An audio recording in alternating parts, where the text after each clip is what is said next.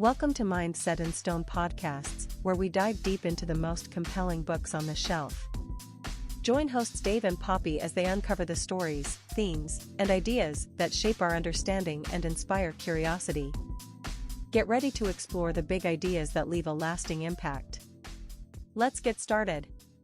Welcome to the Mind Set in Stone podcast. Okay, let's unpack this. We are diving deep into a truly transformative set of ideas today, exploring what it means to be fully evolved. And I don't just mean physically, but spiritually. Exactly. We're looking at a framework that suggests humanity is, well, right in the middle of a massive conscious upgrade. A conscious upgrade. I like that. We're working through concepts that really challenge our most basic assumptions about life, about power, and consciousness itself. And the core message, which is drawn from some really foundational work on authentic power, is that our entire species is undergoing this huge evolutionary shift. It's a move away from, say, survival through conflict and competition towards survival through cooperation and reverence. It's a whole new ballgame. But, when you introduce new vocabulary, some people might think, isn't this just rebranding old spiritual concepts? What makes these specific definitions, like the five-sensory human and the multisensory human, so necessary right now? That's a great question. And I think the language is necessary because it defines the very boundary of perception. Human experience has been almost entirely dictated by the five senses. And that's why we have to start by defining the five-sensory human. So this is the person who operates solely within physical reality. Their existence is driven by what they can see, touch, hear, taste, and smell. What they can acquire, what they can control, or, what they have to protect. So their entire definition of power is based on external things. Control over the environment, control over other people. Right, and that relentless, often exhausting pursuit of just physical survival. They trust only what they can measure, what they can prove in a lab. And the multisensory human is the leap beyond that. It is the leap. This is the person who starts to perceive reality beyond the purely physical. They start to recognize the existence of energy, of intuition, of the non-physical self, which we can call the soul. And that's when they stop chasing external power. They do. They stop chasing it because they realize it's an empty promise. And instead, they pursue what the source material calls authentic power. And authentic power is the alignment of your personality, that temporary you, the you that's born into time, with the eternal energy of your soul. So our mission today is pretty straightforward. We want to guide you from that limited five-sensory perspective to the expansive multisensory one. We want to offer practical, actionable ways to start engaging in your own conscious evolution, like right now. Let's do it. Okay, so let's start with that evolutionary leap, this idea of external versus authentic power. Well, when we were in school, we all learned about evolution, this progressive development of organizational complexity. Right, from single-celled organisms to sponges to reptiles and then eventually to us. But that definition is, I think, wholly inadequate for explaining where we're headed as a species. It's a five-sensory definition of evolution. I see what you mean. Because if you take two people with the exact same physical complexity, same IQ, same physical abilities, but one is, say, deeply self-centered and motivated by greed. And the other is altruistic, humble, and magnanimous. Our deepest inner truth, that gut feeling, tells us that the second person is more evolved. That's the crux of the matter. True evolution, the next stage, is defined not by physical complexity, but by value. It's the move toward altruism, toward magnanimity, and prioritizing love and compassion over just scrambling for stuff in the physical world. Our five senses were developed to master the physical world, to learn basic universal principles like cause and effect. Which brings us to the system that has dominated humanity for millennia, and that's the reign of external power. Yes. And this type of power is inherently unstable. It has to be, because it's transactional. What do you mean by transactional? It's acquired, it's lost, it can be bought, or it can be stolen. Think about wealth on the stock market or, winning a political election. It's never truly yours. So the focus is entirely on controlling the external, the environment or the people within it. Anything you can measure or physically manipulate falls under this umbrella. Exactly. And what's so fascinating is that this very perception of power as something external leads directly to, every form of social and personal dysfunction we can think of. Because if your power can be lost, you live in constant, perpetual fear of being vulnerable. So you create these rigid hierarchies, because if you're at the top, you feel, at least for a moment, safe from the people below you. Think about it in a corporate setting. A CEO who operates from external power is always seeking to control markets, personnel resources. Their decisions are driven by the fear of losing market share or the fear of being replaced. Which necessitates aggression. It necessitates aggression, competition, and ultimately the destruction of competitors. Money, fame, even an attractive body. They're just symbols of this external power. We value them because we fear the vulnerability that comes with losing them. But I can hear someone thinking, in a competitive world, aren't hierarchies and tough business decisions just necessary? It seems like it's impossible to function without using some external power. How do you reconcile that with real-world responsibilities? That is the essential insight from this work. The multisensory human understands that authentic power replaces the need for external control.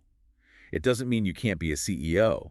It means you lead from a different place. Okay, go deeper on that. The source material draws a fascinating parallel here. It says that there is ultimately no difference between acute schizophrenia and a world at war, but they both stem from the agony of a splintered psyche, an internal system fighting itself, seeking external control to create the illusion of wholeness. So the violence and chaos we see out there in the world are just reflections of our collective internal splintering, this frantic drive for external power. Precisely. Now, let's shift gears completely to authentic power.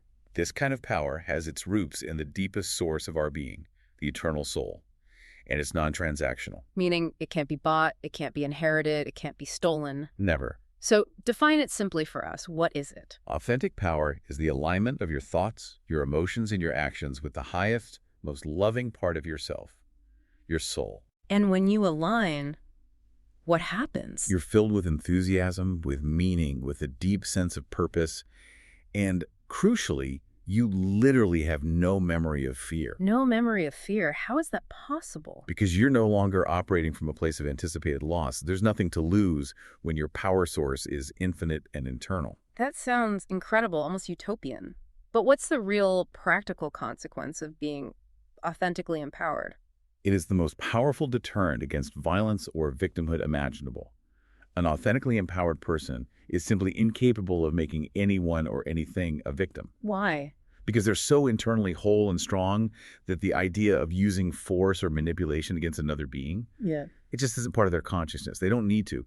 They naturally attract cooperation. So our entire collective journey now is about leaving that old destructive pursuit of external power behind. And consciously, deliberately pursuing this internal authentic power. Okay, so to make that transition, we have to really get into the weeds of who we are and kind of the rule book for existence. And the two key players here are the soul and the personality. Yes, and it's critical to understand they are not the same thing. So let's start with the personality. The personality is the part of you that is bound by time and physical form. It's the you that's born into this life, lives within it, and will eventually die within the framework of this lifetime. It's the vehicle. It is the vehicle for the soul's learning and evolution here on the physical plane. And it is absolutely essential to recognize that it is only the personality that can experience those negative, violent, fearful emotions. Things like anger, jealousy, shame, loneliness. That's right. It's the arena where judgment, manipulation, and that whole quest for external control plays out. So then what is the soul? The soul, on the other hand, is immortal. It's timeless. It's a positive, purposeful force at your very core. How is it defined? By boundless love, unconditional compassion, and perfect clarity. You can think of the soul as this powerful energy field that calibrates and reduces parts of itself to take on a physical form. It creates the personality as an energy tool for learning here in the Earth School. So the goal is for the personality, this temporary vehicle, to remember its connection to the timeless soul. That's the entire game. Authentic empowerment happens when the personality fully and willingly serves the positive energy of the soul. But how does that happen if the five-sensory personality, by its very definition, is completely unaware that the soul even exists? That's where the communication link comes in. The connection between the personality and the soul is the higher self, and this link communicates through what we often just dismiss as subtle feelings. Like intuitions, hunches. Exactly. Intuitions, hunches, sudden flashes of clarity. This is the walkie-talkie of the soul. I love that analogy, the walkie-talkie. So this brings us to our practical takeaway number 1, following your intuition. Right. And this requires developing a whole new form of listening. A multisensory personality learns to honor these hunches, recognizing that they're guidance from a perspective of much greater comprehension. A perspective that's outside the immediate constraints of time and fear. Yes. So instead of dismissing that gut feeling you get in a meeting as just anxiety, or ignoring that sudden urge to call a friend as, random sentimentality, you have to engage with it. So you stop and you ask yourself. You ask, what am I feeling right now? And why does this situation affect me in this specific way? You learn to tell the difference. And what is the difference? Fear-based impulses are usually tight, urgent, and focused on control. They feel constricting. Soul-level guidance feels expansive, calm, and purposeful. Even if it's guiding you toward something difficult, there's a sense of rightness to it. That distinction is so crucial. When you follow that tight, urgent feeling, you're being driven by the personality's fear. And when you follow the expansive, calm feeling, you are uncovering soul-level intentions, and you're moving closer to alignment. Okay, so that brings us to the broader cosmic framework, the rule book. Exactly. The single lifetime of the personality is just one chapter in the soul's book of experiences. The soul exists outside of time, and it chooses to incarnate again and again. Into the Earth School. Into the Earth School, to heal itself, to balance its energetic field, and to gain comprehension. And the rule book governing this whole learning process is the law of karma. And the biggest misconception about karma is that it's some system of moral judgment, overseen by some cosmic scorekeeper. Right, like a you've been naughty, you've been nice list. That's simply not true. It's not about that at all. Karma is an impersonal energy dynamic. It's a pure mechanism of cause and effect. It's just physics. It's perfectly reflected in physics by Newton's third law. For every action, there is an equal and opposite reaction. The universe doesn't judge, it just balances energy. So in personalized spiritual terms, the source material puts it this way. You receive from the world what you give to the world. That's it. If your intention is one of hatred, you will eventually experience the energy of hatred, not as punishment, but as a learning experience. If you intend compassion, you will experience the energy of compassion. The process ensures that we, or rather our soul, partakes of the fruit of our every intention. It allows the soul to achieve wholeness by experiencing the effects it has caused. And this is why karmic imbalances, unpaid energetic debts or unlearned lessons, carry over into future personalities and future lifetimes. This is where a lot of people might struggle. Why would a good person experience a life of great suffering that seems completely unjust? Because it's not punishment, it's balancing. They're often experiencing the energetic balancing required to resolve powerful imbalances created by one of their soul's previous personalities. And if we react to those difficult experiences with more anger or vengeance or sorrow, we're reacting from the personal, judgmental viewpoint of the personality of the ego, and in doing so, we're creating more negative karma that will have to be balanced later. So the key is acceptance from an impersonal, soul-aligned perspective, to see the bigger picture. Yes. The conflict we experience, whether it's internal stress or an external struggle, is directly proportional to the distance the personality maintains from the soul. Conflict only diminishes as the personality moves toward serving its soul. So if the goal is to close that gap and end the conflict, we need some active tools. This isn't about just sitting back and waiting for enlightenment to strike. Not at all. It's about moment-to-moment, conscious choice and application. So let's get into those tools. The first crucial step you mentioned is cultivating reverence. Yes. This is one of the most powerful concepts in the book because it completely redefines how we interact with reality itself. It's a holy perception. It's honoring the essence that exists beneath the form. And you make a key distinction between reverence and respect. We have to. Respect is a judgment. I respect you because you're a doctor or because you're rich or powerful. Respect is always conditional. But reverence is unconditional. It's the unconditional acceptance that all life, in and of itself, is of intrinsic value. It is the complete opposite of the five-sensory perception that life is cheap. And our current dog-eat-dog world operates on a complete lack of reverence. Exploitation is justified by perceived scarcity. Destruction is seen as just a necessary part of progress. Now, here's the immediate, practical, energetic benefit of adopting this mindset of reverence. It acts as a karmic buffer. Okay, I need you to elaborate on that, the karmic buffer. How does honoring the essence of something physically or energetically shield a person from consequences, especially when they're still making mistakes? When you act, it's your intention that shapes the karmic result. If your intention is negative, let's say it's anger, but you act with reverence, the energy of your intention it's mitigated. How so? You might be angry, but because you are reverent, you do not become destructive. You don't slash someone's tires. You don't try to ruin their career. The consequence of speaking angry words is vastly different karmically than the consequence of physical violence. So the reverent person, even while they're still unempowered in learning, they're minimizing the negative karmic energy they put out into the world. That's right. They still have to face the learning curve for their anger, but they don't compound it with destructive external action. It's like putting the brakes on the karmic treadmill. It is. The person who is authentically empowered acts from love and creates positive karma. The person who is unempowered but reverent avoids creating severe negative karma, and that gives them the space they need to heal their underlying issues without going deeper into debt. This leads to practical takeaway number 2, applying reverence as a daily filter. The actionable step here is to consciously challenge that 5-sensory idea that life is cheap in every single situation. Yes. So when you're frustrated by a bad driver or a difficult colleague, you pause and ask yourself, how would a reverent person respond to this frustration or this conflict? And that honoring attitude forces a shift, doesn't it? From judgment of their personality to acceptance of their soul's essence. And that immediately lowers your destructive energy output. Okay, so from reverence, we move to the heart, engaging the higher logic of the heart. For centuries, especially in the pursuit of external power, we've treated our emotions as useless appendages. Unreliable, weak, something to be suppressed or controlled. Just the facts. Don't be emotional. Right.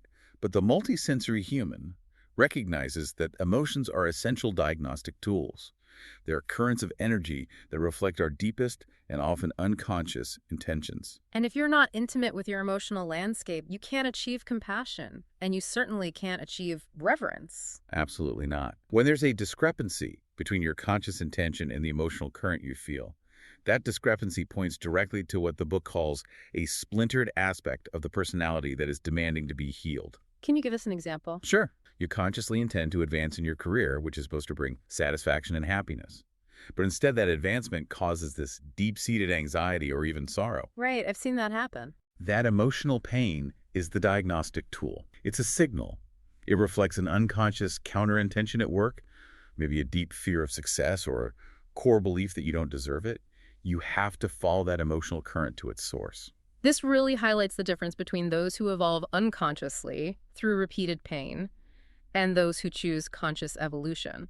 The source material gives the example of Hank. Right. Hank, who lived unconsciously, never really encountering the force of a conscious decision. He just reacted, and ultimately it led him to take his own life. Whereas Gregory, who was facing a similar existential anguish, chose to confront his pain. His willingness to actually feel and confront that deep sorrow was the force that broke his old momentum. It forced a conscious pivot away from cynicism toward a life that was centered on contribution. The pain was the lever for his change. So this is practical takeaway number 3. Use emotional pain as a diagnostic tool. Yes. When you're experiencing fear or anger or deep sorrow, the temptation is always to suppress it or numb it. To distract yourself. Instead, you have to learn to treat it like an emergency signal on your dashboard. You detach from the feeling for just a moment, and you observe it as a pure energy current. And then you ask the question. You ask, what unconscious intention am I holding that created this painful experience? And what part of my soul is asking for healing right now? The road to your soul is truly through your heart, not around it. So once we start listening to our heart, we get to the engine of evolution, which is choice. Responsible choice, and surprisingly, temptation. The entire engine of evolution, whether you're doing it consciously or unconsciously, is choice. Every choice you make is a choice of intention, and that determines whether you create, say, anger karma or compassion karma. Unconscious evolution is the slow, painful way. It's learning through repeated cycles of painful cause and effect. Conscious evolution is the accelerated path, because it allows us to learn through wisdom instead. Which means we need a framework for making a responsible choice. We do. A conscious choice requires a few steps. First, you have to project yourself into the probable future of each decision you could make. You have to feel it out. You have to see how each choice feels energetically. And you have to ask yourself if you're truly ready to live with the consequences of that choice.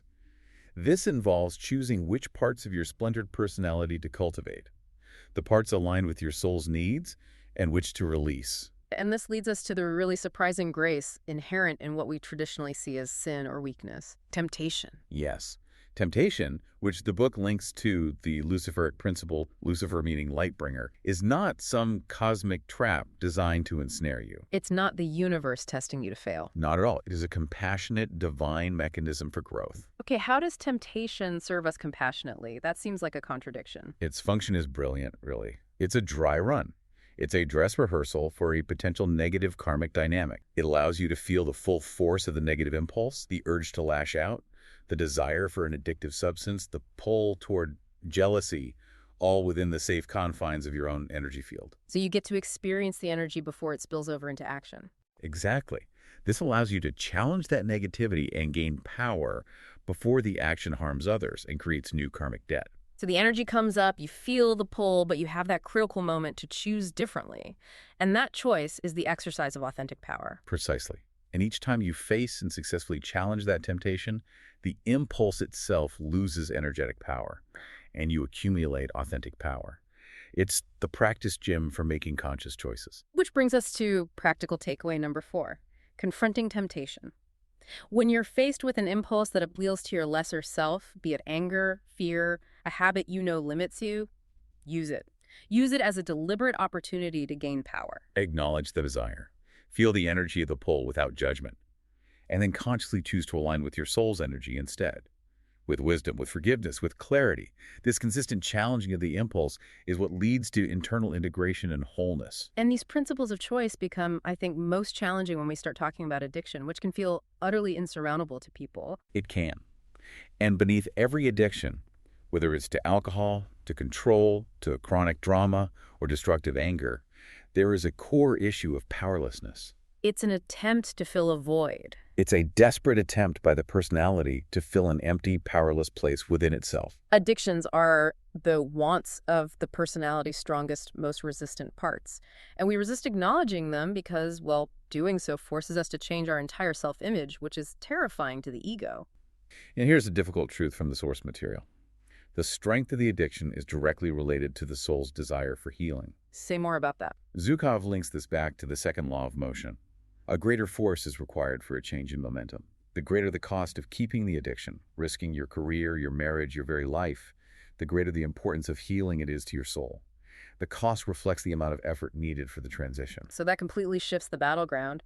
The addiction is not stronger than you. Its perceived strength merely indicates the massive effort required to shift your momentum from an old path to a new one. It requires a greater force of conscious choice. And this is our practical takeaway number 5. Testing your power of choice.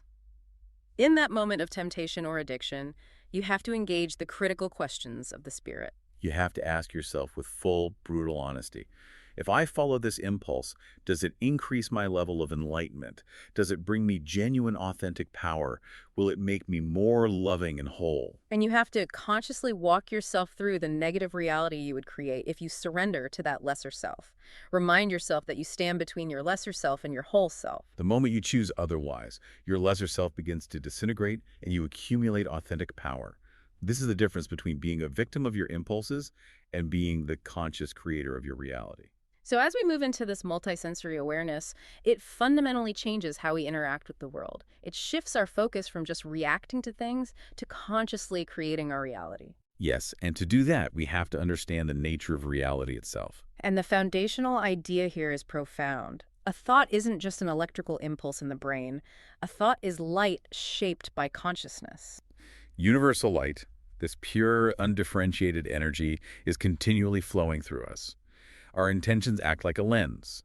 They shape that light into thought forms, into feeling forms, and eventually into the physical reality we perceive. So matter is just the densest level that light can take. It's the slowest vibration of light. Which means if we have conflicting intentions, like consciously wanting financial abundance but unconsciously believing we are undeserving, we create this massive internal turbulence and stress. And the stronger intention, which is often the unconscious negative one, wins out.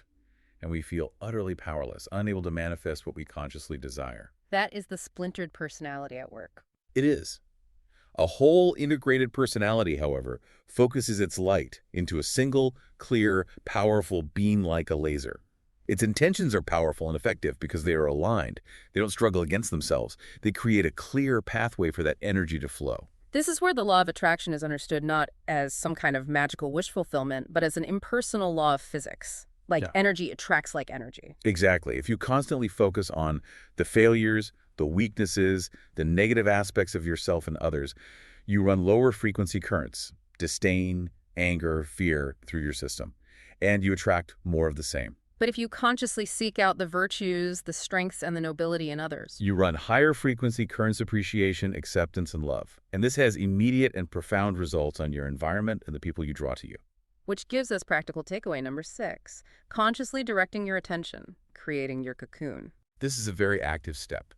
You intend to focus your attention only on the positive, powerful aspects of others and yourself. This draws souls of a like frequency to you and creates what we can call a compassionate world, a cocoon of higher frequency light that protects you from the lower frequency dissonance of the old five-sensory world. And this internal shift in consciousness has to completely redefine our relationships. We can no longer operate under the old rules of external power and physical security. They just don't work anymore. The old marriage archetype, for example, was designed for physical survival. It reflected external power structures. Roles were unequal. The focus was on property, lineage, safety. And that structure is collapsing because it is no longer spiritually appropriate for evolving beings. So what is it being replaced with? It's being replaced by the spiritual partnership, And that is defined as? a sacred commitment between equals, designed explicitly to assist each other's spiritual growth. The partnership exists to accelerate evolution, not just to provide security or comfort. So in a spiritual partnership, the partners have to see their interactions, especially the painful ones, as karmic necessities. They have to look beyond the temporary personality struggle, the jealousy, the nitpicking, the anger, and see the soul of their partner. And they have to recognize that their partner often holds the pieces of their own splintered personality that they are missing. Yes, the greatest difficulty, the most frustrating dynamic between you is usually the most important piece of healing work that's required for both of you. So the commitment is to mutual spiritual growth, not to physical security. Which means the partnership lasts only as long as it is appropriate for their mutual evolution. It's a much freer, more spiritually accurate dynamic because it's aligned with the soul's need for wholeness, not the personality's desire for guaranteed comfort. This is our final takeaway, practical takeaway number 7, redefining relationship commitment. In times of intense conflict, you consciously choose to pause and see beyond the momentary struggle. You have to ask, what piece am I missing here? And what profound healing are our souls attempting to accomplish together through this conflict? You approach shared needs with courage, knowing that true human connection has no secrets and requires total trust in the process of mutual evolution. Profound shift. This entire deep dive, it really points to an extraordinary evolutionary moment in history. We are collectively shifting from a fear-based external power structure, the five-sensory world, To a love-based, authentic power system, the multisensory world. and this transition requires conscious choice. It requires embracing reverence for all life and using our emotional pain to accurately diagnose our deepest intentions. You have to remember, every situation you encounter, every small interaction you have, is the ultimate Garden of Eden question continuing. Will you choose the way of doubt and fear, or will you choose the tree of wisdom, which is aligned with your eternal soul? And never forget the power of invoking grace. Yes. Grace is defined in this framework as uncontaminated conscious light. It is the highest frequency of universal energy. And what does it do? It calms the soul. It brings the instantaneous knowing that whatever you're experiencing, it serves a necessary purpose. Prayer is key to invoking this light, helping you to relax into the present moment and just trust the process of your soul's unfolding. Okay, so here's where it gets really interesting. I want you to consider this for the week ahead and really dive into this concept. If you accept, on a soul level, that your authentic needs, love, clarity, purpose, wholeness, are always being met by the universe. What artificial needs are you still clinging to that drain your power and fragment your psyche? Identify just one artificial need this week. It could be prestige, it could be control over a specific person, or needing approval from a particular source. Instead of chasing that need, consciously choose to release it. Ask for the guidance and the courage to accept the vulnerability of letting it go. Choose to live in the trust that your soul's greatest wisdom is already unfolding and that your true power is rooted only and always in your consciousness. We hope you're leaving with fresh insights and a spark of inspiration. Remember to subscribe, leave a review, and check back for more episodes as we dive into new worlds of thought, one book at a time. Until then, keep your mind set in stone and your curiosity open. This has been a Big L Riz Media podcast, where big ideas meet lasting impressions.